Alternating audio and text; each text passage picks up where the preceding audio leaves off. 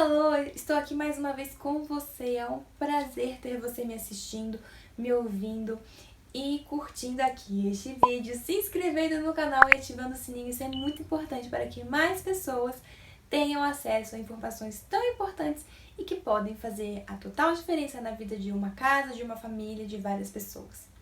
Então vamos lá. O assunto de hoje é a apraxia. Você sabe o que é apraxia? Você tem algum conhecido seu, um parente, um filho, ou você até mesmo tem apraxia? Você sabe o que é isto? Ou então você não tem conhecimento?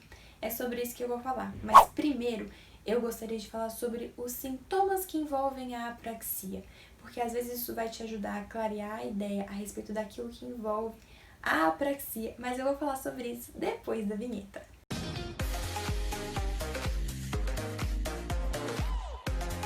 Primeiro sintoma: distorce ou repete as palavras e não consegue colocar em ordem. Segundo, dificuldade em pronunciar a palavra de forma correta. Terceiro, tem maior dificuldade em pronunciar palavras compridas. Quarto, tem melhor capacidade de escrever do que de falar. Quinto, uso excessivo de expressões não verbais na comunicação. Sexto, problemas de coordenação e habilidades motoras finas. Além desses sintomas, eu quero dizer para vocês alguns sintomas específicos de tipos diferentes de apraxia. Existem apraxias que vão comprometer mais partes do corpo do que outras de forma mais global, mas eu quero especificar um pouquinho mais para você entender do que eu estou falando. Apraxia orofacial ou bucofacial. A pessoa tem uma incapacidade de realizar movimentos na face e na boca, por exemplo, pedir para lamber os lábios ou então piscar. A apraxia ideacional é a incapacidade de aprender tarefas na ordem correta. Ela primeiro vai aprender a colocar o calçado e depois a meia. A apraxia ideomotora é a incapacidade de utilizar o objeto de forma correta. Por exemplo, ela recebe uma chave de fenda e quer utilizar como uma caneta. E a apraxia membrocinética, a pessoa tem uma incapacidade motora de controlar os movimentos de perna e de braço.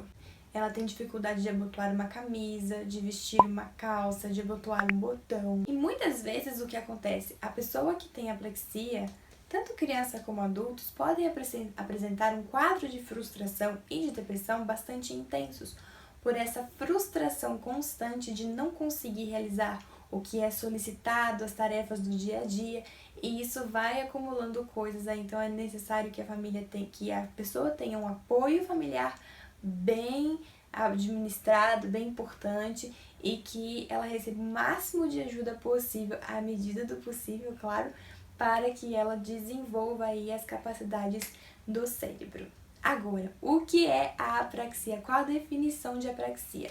A apraxia é uma condição neurológica em que a pessoa é incapaz de realizar movimentos com o corpo dela, mesmo que os seus músculos estejam íntegros, não haja problema com os seus músculos, mas é algo realmente neurológico. Ela pode saber como executar os movimentos, mas ela não consegue. A pessoa ela tem desejo de falar, às vezes ela sabe como falar, mas ela não consegue, às vezes, colocar a língua para fora da boca, ou então fazer determinado tipos de movimentos com os músculos para que realmente o som que ela gostaria de trazer à boca fosse emitido, falado e expressado de uma forma audível e compreensível. Agora, quais são as causas da apraxia? A apraxia tem N tipos de causa. Como eu falei para você, a apraxia é algo neurológico. Então, eu vou trazer algumas causas que podem proporcionar aí a apraxia.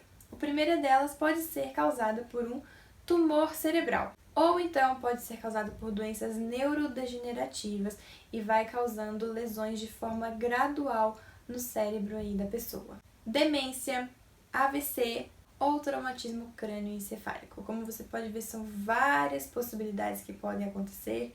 Isso tudo vai variar de pessoa para pessoa, da quantidade de lesão que aconteceu no cérebro para se verificar o nível da apraxia e quais acometimentos que a pessoa terá aí ao longo da vida. É muito importante que os pequenos sinais que apareçam, por exemplo, na criança, a criança tem uma idade correta aí de início de fala, de comunicação, de aponta, e tudo mais, se a criança não falou, ou então ela tá falando, mas já tá apresentando algum problema, é muito importante procurar um clínico, procurar um neurologista e procurar um fonoaudiólogo. Esses profissionais irão auxiliar o fechamento de um diagnóstico, intervenção e tratamento de forma precoce, eficaz e que vão auxiliar no desenvolvimento dessa pessoa. Então, não existe exatamente um exame que vai mostrar, nossa, você tem apraxia. Não, é o conjunto de exames e conjunto de imagens e de avaliações que vão trazer esse fechamento do diagnóstico de apraxia. O fonoaudiólogo é um profissional de ponta para esse tipo de fechamento de diagnóstico. Ele vai verificar ali de acordo com as suas especificidades e características que vão ser trazidos para o fechamento desse diagnóstico. Tem alguns exames que podem ser realizados, como por exemplo, eletroencefalograma, para eliminar a possibilidade de causa de apraxia, como por exemplo a epilepsia. Pode ser realizada também uma punção lombar para descartar a possibilidade de inflamação ou infecção que esteja trazendo prejuízos para o cérebro, ou então fazer outros exames como uma ressonância magnética ou uma tomografia para verificar se há algum tumor, se há algum acidente vascular encefálico ou qualquer tipo de lesão que esteja trazendo mais comprometimentos. O tratamento da apraxia ele vai poder ser feito com uma equipe de profissionais, fonoaudiólogo, terapeuta ocupacional, psicólogo, musicoterapeuta, além do médico especialista que vai estar à supervisão. Nesses tratamentos com apraxia, geralmente você vai ver muita repetição de som, movimento de musculatura, de boca e tudo mais. Eu não vou entrar aqui em assuntos técnicos porque eu acho que cada um tem a sua técnica que vai ser utilizada aí ao longo do tratamento. A família precisa sentir confiança no profissional que vai estar aplicando as abordagens, os tratamentos, as intervenções, as orientações.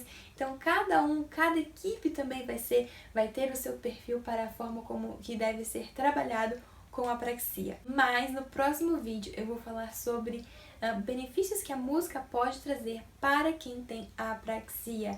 Fica ligado que vem mais informação por aí, mas lembra de uma coisa, não é porque a pessoa tem apraxia que ela não sabe ou deixa de aprender alguma coisa. A pessoa ela não consegue produzir aquilo que ela gostaria diante de uma demanda, de uma solicitação e de alguma coisa que às vezes é necessário no dia a dia, mas ela não tem capacidade motora suficiente de resposta ali do cérebro para responder às expectativas. Agora, algumas coisas muito importantes que você precisa fazer. Mas antes disso, já curtiu o vídeo? Se inscreveu no canal? Não deixa de fazer isso, hein, gente? Faz isso e não deixa de compartilhar com seus amigos. Mas vamos lá.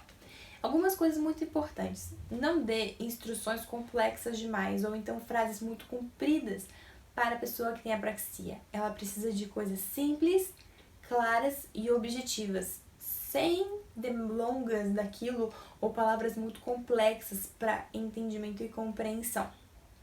Outra coisa muito importante, não há necessidade de falar mais alto com a pessoa que tem apraxia. A pessoa não tem problema de surdez. Você pode falar num tom normal com a pessoa e se fazer entendido. Agora, não vai sair achando que a pessoa sempre entendeu o que você falou sempre. É muito importante você ter certeza que a pessoa entendeu o que você quis dizer.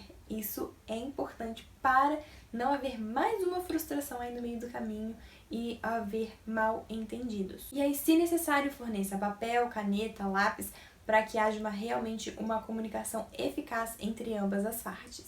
Então, eu quero deixar para vocês aí um final, assim, de 3 coisas super importantes que você precisa saber sobre a apraxia. A pessoa sabe mais do que diz, ela pensa mais do que fala e ela entende mais do que você imagina. E sobre isso a gente vai conversar no próximo vídeo. Um beijo e até mais!